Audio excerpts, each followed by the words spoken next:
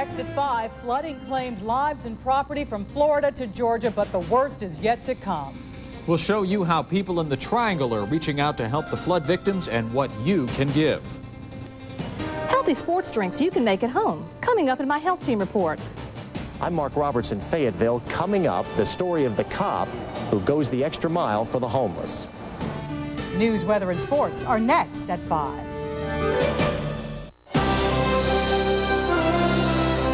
From WRAL TV 5, this is the 5 o'clock First News.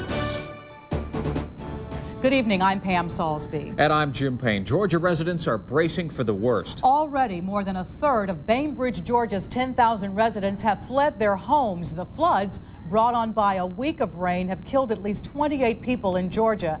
The Red Cross says at least 7,500 families have been displaced.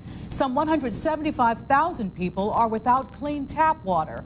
Officials say about 300,000 acres of peanuts, tobacco, peaches, and other crops could be lost. And to make matters even worse, the rain-swollen river is not expected to crest until Thursday. Nanette Hansen has the very latest. Nanette?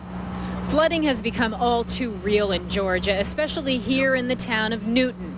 Parts of the downtown section have already been wiped out, and now the efforts focus on saving the only medical facility in the entire county. Practically everyone in this town of 800 is pitching in to try to save the heart of the community from rising floodwaters. Already the main street here is almost unrecognizable. More than half the homes are, too. They said Rita's house is turned.